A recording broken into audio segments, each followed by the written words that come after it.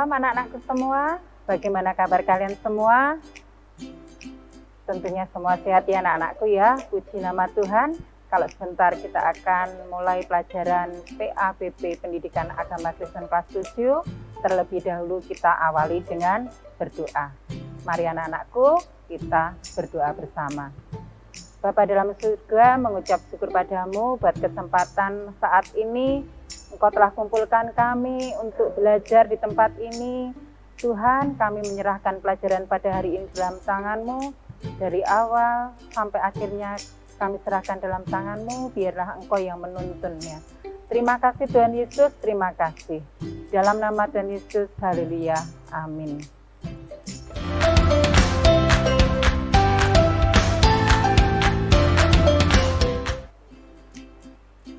Anak-anakku semua, mari kita saat ini belajar bersama-sama ya.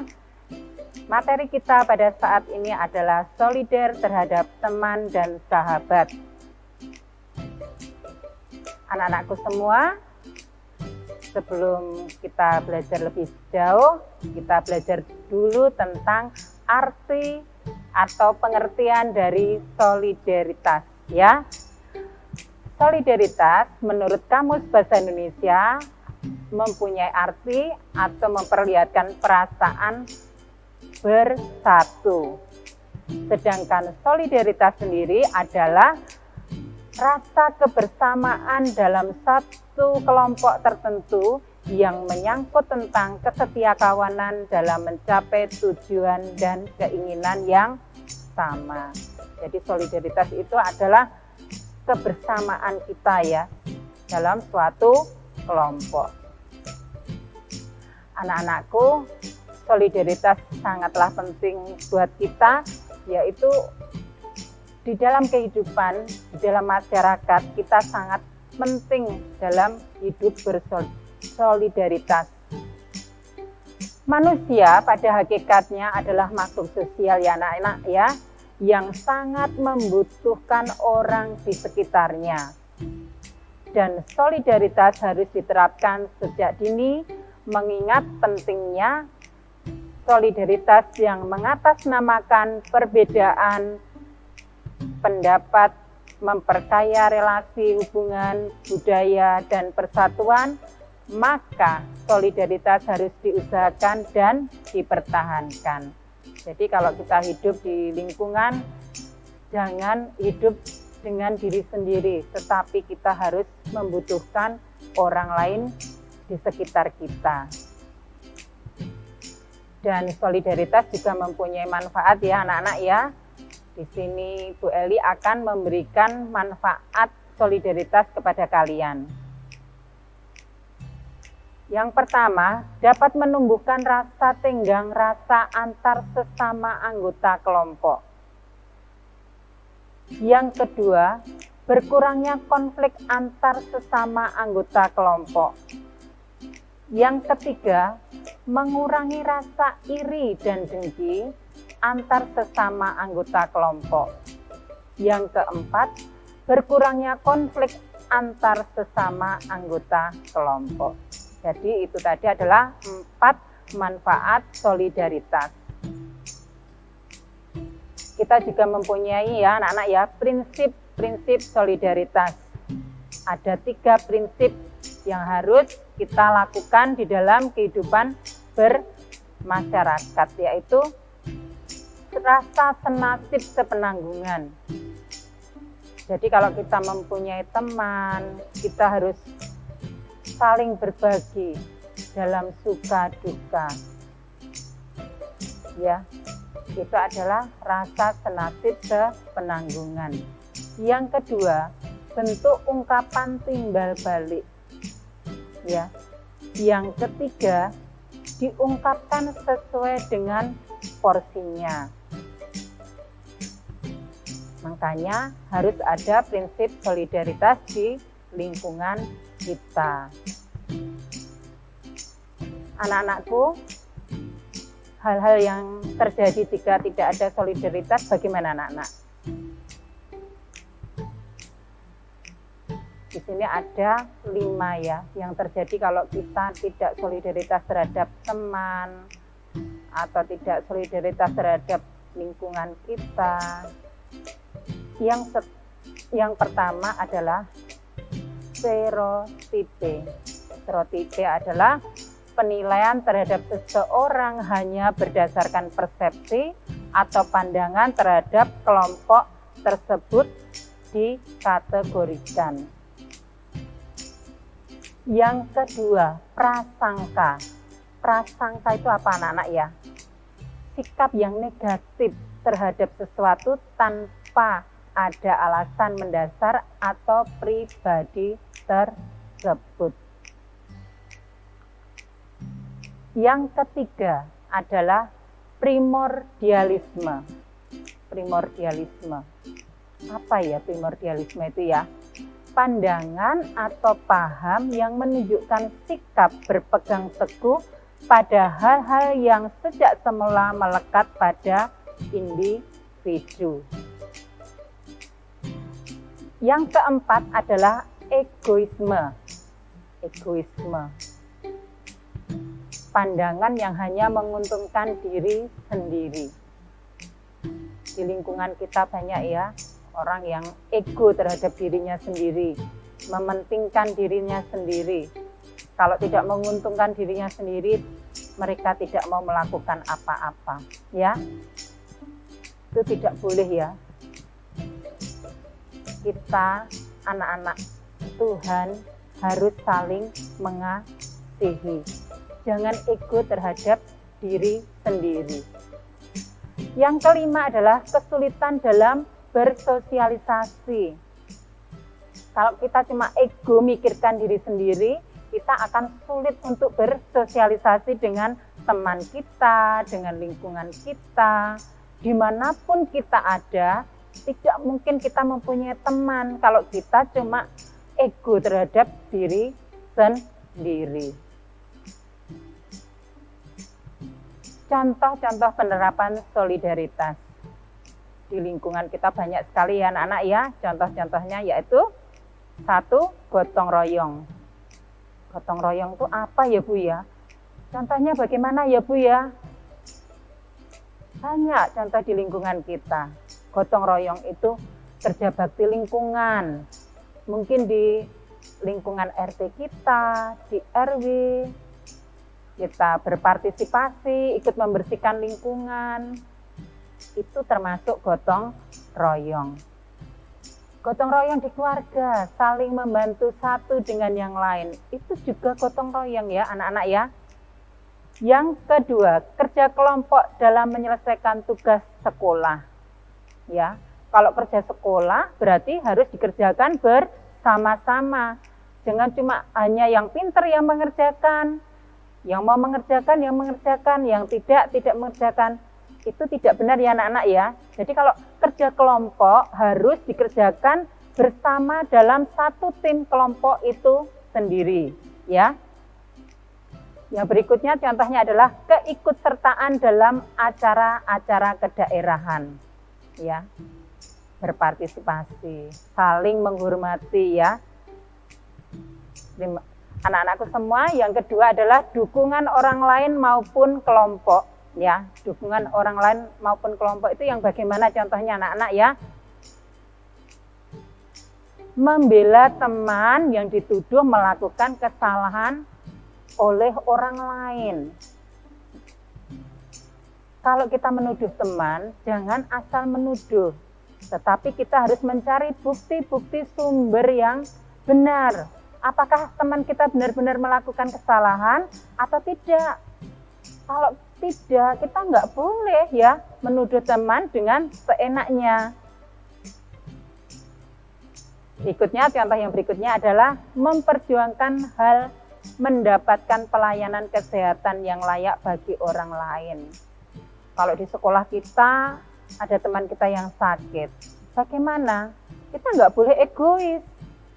Kita ajak teman kita ke UKS, kita beri dulu obat seadanya, mungkin perlu minyak kayu putih, atau perlu kita dampingi, membutuhkan apa, biar sama-sama kita hidup teman kita yang sakit juga merasakan sukacita, kita yang menolong juga merasakan sukacita, ya.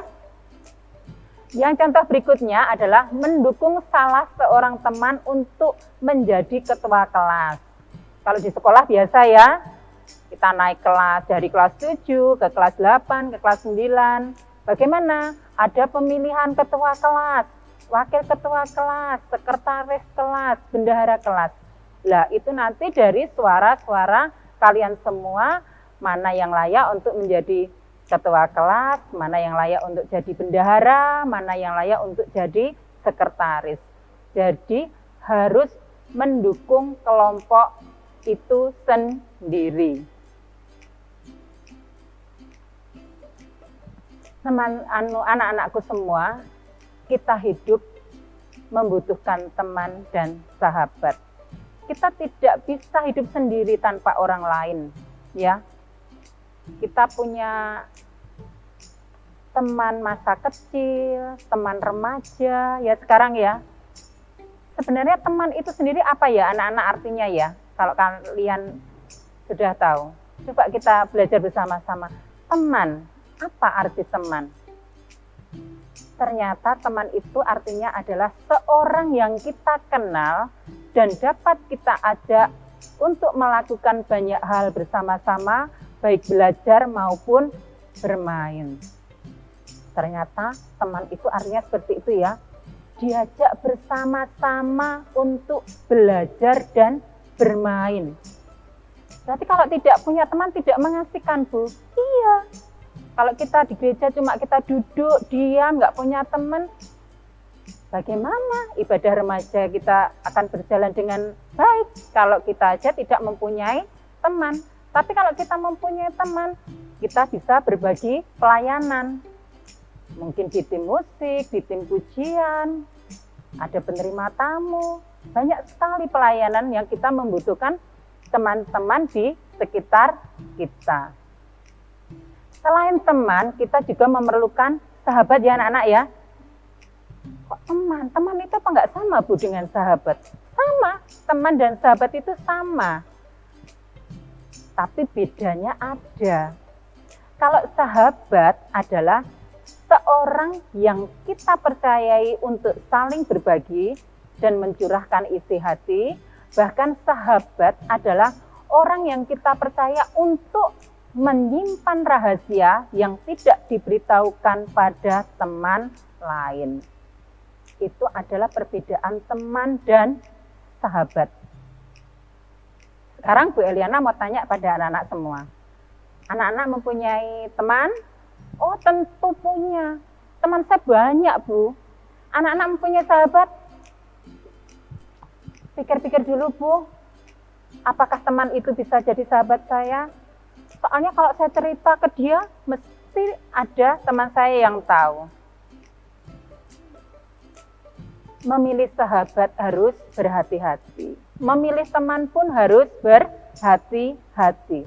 Pilihlah teman yang benar, pilihlah sahabat yang benar.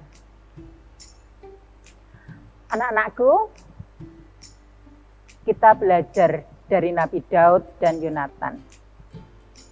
Kita nanti baca bersama-sama ya, anak-anak baca bersama-sama 1 Samuel pasal 18 ayat 1 sampai 4. Arti persahabatan yang bisa dipetik dari Nabi Daud dan Yonatan. Bagaimana sahabat itu bisa mengorbankan nyawanya, rela, susah demi temannya, demi sahabatnya, dia mau melakukan segala sesuatu untuk sahabatnya. Ya. Menurut 1 Samuel pasal 18 ayat 1 sampai 4, arti persahabatan yang bisa dipetik adalah 1, persahabatan adalah hadiah dari Tuhan. Jadi kalau kita mempunyai sahabat itu adalah hadiah dari Tuhan. Yang kedua, persahabatan dibangun dengan ikatan yang kuat. Kalau sahabat menghancurkan berarti itu tidak sahabat. Tapi kalau sahabat itu selalu mendukung, mendorong, melakukan hal-hal yang baik, itu adalah sahabat. yang dibangun dengan ikatan yang kuat. Yang ketiga, sahabat mengasihi sahabatnya seperti dirinya sendiri.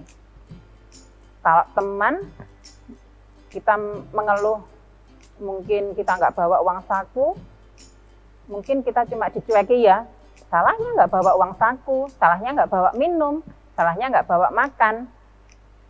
Tapi kalau sahabat beda dengan teman. Sahabat kita kehausan, kita berbagi minum dengan sahabat kita. Kalau sahabat kita sedang kelaparan, mungkin kita bisa berbagi makanan dengan sahabat kita. Yang keempat, sahabat membantu menemukan kekuatan di dalam Tuhan. Mungkin kalau sahabat kita sedang mengalami kesusahan ya, atau sahabat kita sedang dalam masalah, kita ajak, kita rangkul, kita ajak berdoa bersama-sama, memohon kepada Tuhan supaya masalah itu Tuhan juga ikut campur menyelesaikannya. Yang kelima, sahabat itu seperti seorang saudara. Kadang sahabat itu melebihi dari saudara ya. Sama saudara sendiri nggak mau cerita, sama sahabatnya semua diceritakan dari A sampai Z.